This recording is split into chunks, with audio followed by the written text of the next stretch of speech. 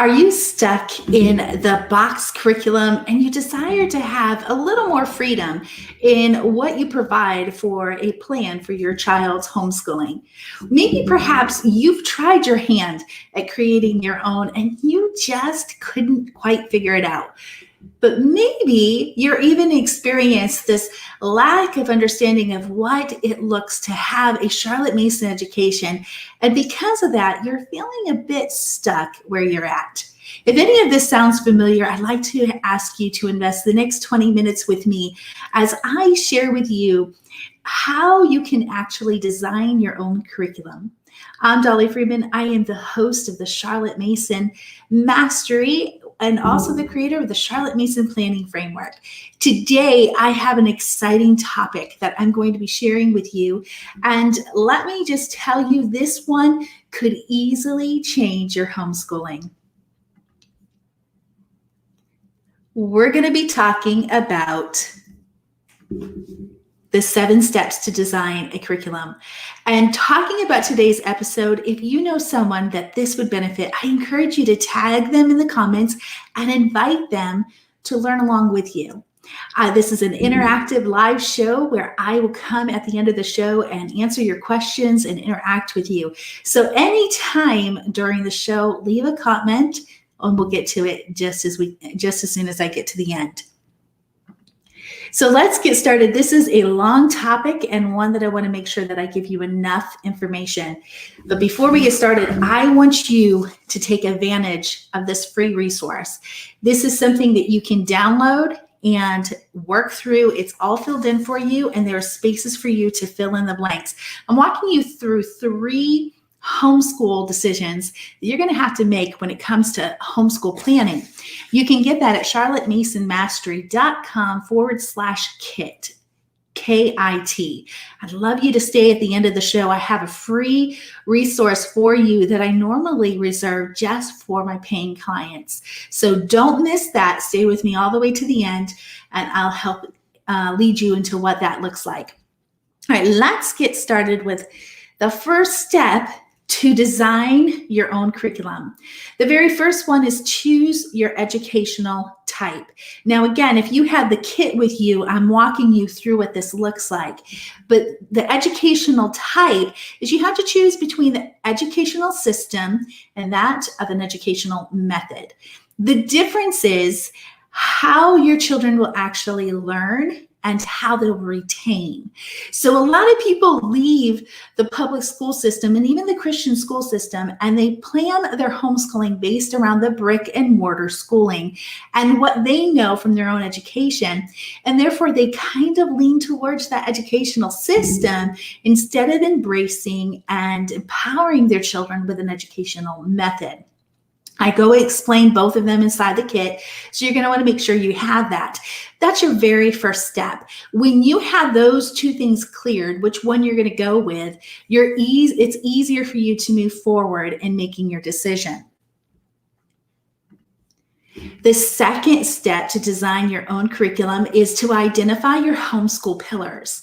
Your homeschool pillars are the things that you can say true about your homeschool. These are things that you're like, yes, I can do that because that falls in line with my philosophy for what we desire for our homeschool. Or easily saying, you know what, I really can't do that because it goes against what our homeschool philosophy and pillars are. If you are not sure of how to create your own pillars, I want you to stick around. I'm going to help you figure that out at the end, so stay tuned. Now, the third step to designing your own curriculum is to select your curriculum type. Now, you can have a box curriculum that is all done for you. You can have a method-friendly curriculum, or you can do your own designed curriculum. Those are the 3 types of curriculum that really are available to us today. There are pros and cons to every one of them. I outline them inside the kit for you. But let me explain to you the key difference is that with a box curriculum, you really have to stay on top of that schedule each and every day, or you can quickly fall behind.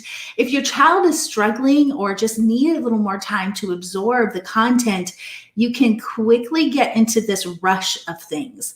In addition, they tend to take far more time to implement during the day, causing you to feel tugged if your desire is to follow the Charlotte Mason method, which has the short lessons. So I want you to really realize that there is a lot of negative, the cons to a box curriculum. And the best thing that attracts most people is that it's all done for you. You can hit the ground running each school year with all your plans laid out for you. But when it comes to implementing the plans, you're really going to struggle in the long term, and it's really going to cause a difficult issue with your children. Now, the opposite, I'm going to go to the swing side. When you design your own curriculum, there is so much freedom in being able to find that rhythm for your family, stay a little longer for those children who need time to absorb that information. But more importantly, it'll give you the ability to really zone in on those interests of your children. The bad side of it is it takes much longer to plan, but your year will go much better because of the effort you put forward in it. Abraham Lincoln said, if you give me 6 hours to cut down a tree, I'll spend the first 4 hours sharpening my axe. He's talking about how important it is to plan for a task.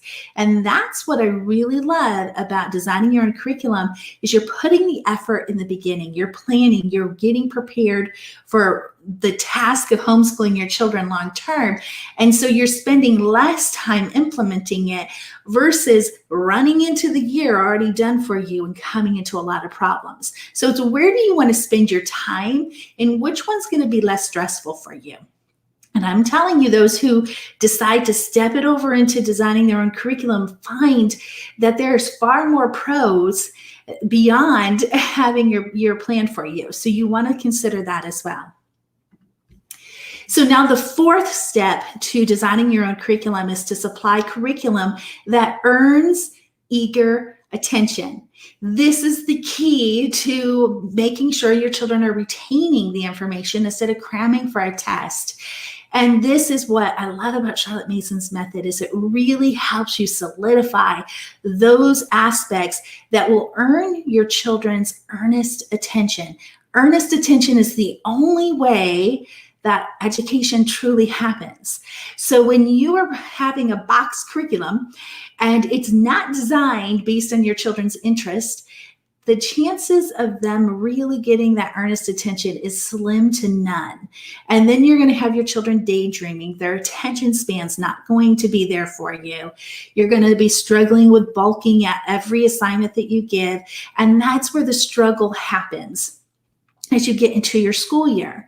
But when you are designing your own curriculum, supplying those lesson plans that really will be earnest attention for your child, your days are going to be much smoother and easier than you realize, and you're going to have a productive school year, and you're going to finish your school when you plan to, and it's not going to be drawn out day after day. And that's the benefit that I find to be the most enjoyable when you design your own curriculum, because it is unique to your children. It's unique to your family's interest, and it will provide that earnest attention because it's earned it because you put the time and effort at the very beginning in planning it out. So the fifth step to design a curriculum is to design your child's education. This means it entails all of those aspects of what subjects you're going to be putting in for the year. This includes, every part of what book resources you're going to use, what other living resources are you going to use, maybe the field trips you're going to be taking, maybe you bring in different people that they might know. This is where you're designing that whole education of a child, where we're really concentrating on not just the head, not just the brain and the knowledge, but we're also focusing on the body. We're focusing on the heart. This is the whole education for your children in that grade. So you're really pulling together what that looks like. I call that a year syllabus. And I push those things in quite often, even before I buy them. I'm like, okay, this is what I want to do for this subject. This subject is going to be covered this year. This is the resource I'm going to use. And I have this other living resource that would be great to supplement in. And this is really where I structure out a lot of my year syllabus. And then that leads me to number 6. The 6th step to design your own curriculum is to plan 1 year's lesson at a time. I can't tell you how important it is to stick to 1 year. Now, when I say 1 year, I'm talking about now you take that year syllabus and then you work on the lesson plan of how that year syllabus is going to be consumed and implemented. I have people who say, that 1 year it's just too hard for me. I just can't wrap my head around how to do this. We make too many changes. Our life doesn't quite go there. Whatever the situation, let me tell you, I've done it both ways. I've done it multiple ways, actually. And what I have found is the most productive school years we have ever had have been those that I have planned our full year.